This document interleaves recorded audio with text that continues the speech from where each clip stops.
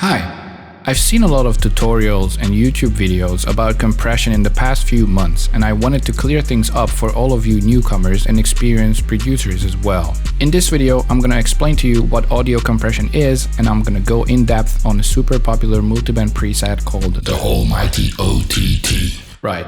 So let's talk about audio compression.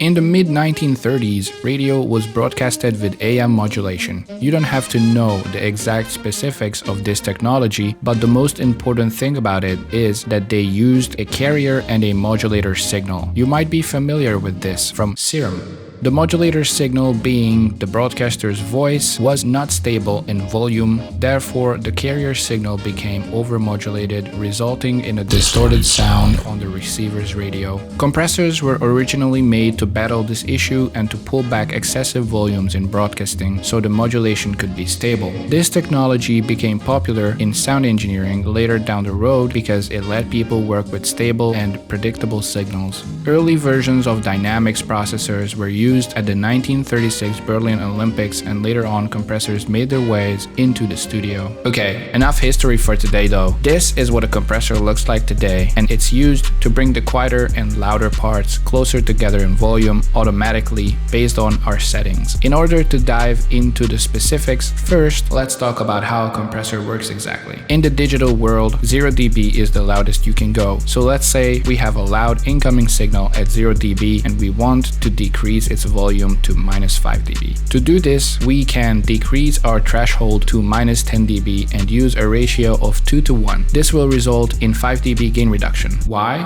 Let's do the math. We crossed our threshold by 10, therefore we can divide that by 2 because of our ratio. That equals to 5, which is our remaining gain, so we have 5 dB of gain reduction exactly. If we do the same math with a more aggressive ratio, let's say 4:1 for example, then the math is the following. 0 dB incoming loudness, -10 dB threshold, 4:1 ratio. Divide 10 by 4, which equals to 2.5 dB, so our loudness after compression is going to be 7.5 dB quieter compared to our incoming signal. Okay, now that we know the basics of compression, let's check out the most important parameters on Ableton 11's stock single-band compressor. Threshold. The compressor will start working once the input crosses this value. Ratio. Set the ratio according to how aggressive you want the compression to be. The more ratio, the more aggressive gain reduction. Attack. Decides how fast the compressor turns on after crossing the threshold. Release. Decides how fast the compressor turns off after ducking below the threshold. Gain reduction. Shows you how many decibels you lose after compression. Output gain. Or makeup gain. This lets you increase the signal volume after compression manually or automatically. In the Ableton's compressor, you can set the device to react to an average 300 millisecond long volume window. This is called RMS. Or use peak metering, which is the most accurate and the fastest method. For transient heavy sounds or precise compression, use peak. For more sustained sounds like vocals, use RMS. Now that we know how this works and what it does, let's look at some examples where I turn compression on and off.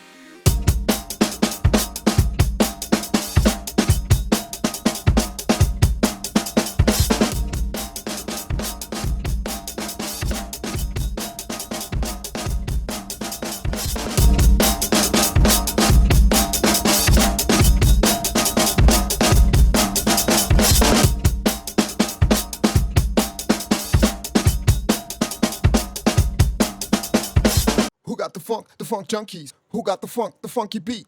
Who got the funk junkies? Who got the funk, the funky beat?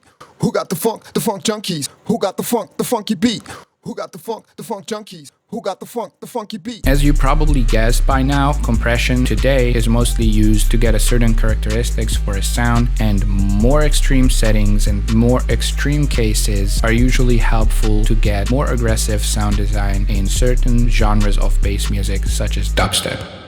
Let's look at everybody's favorite compressor, OTT. This might be overwhelming to look at, but we have the same parameters if we look around. This plugin is called Multiband Dynamics and it's Ableton's own 3-band compressor. OTT is a preset inside Ableton. OTT stands for over the top, and the creator of Serum, Steve Duda, made a standalone version of this infamous preset. If you look at the plugin, we have a frequency split that you can set yourself here, and we have 6 bands of compression happening. You might ask, why do we have 6 if it's only a 3-band plugin? Well, OTT is super effective because it has downwards compression and upwards compression too. What? What is upwards compression? Upwards compression works the same way as regular compression, but the threshold is reversed. So the sounds below the threshold are made louder based on the ratio. So theoretically, OTT is squashing our loudness into the small region of around 7 to 8 dB. Multiband Dynamics downwards compression settings are right beside the other parameters here. This is why it's so effective. Let's say we use a bandpass filter in Serum to give our synth some movement. As you can see, it says BP24, which means the tilt of the filter is 24 dB per octave. OTT can pull back that slope and give our high and back, but still keep the movement of the filter.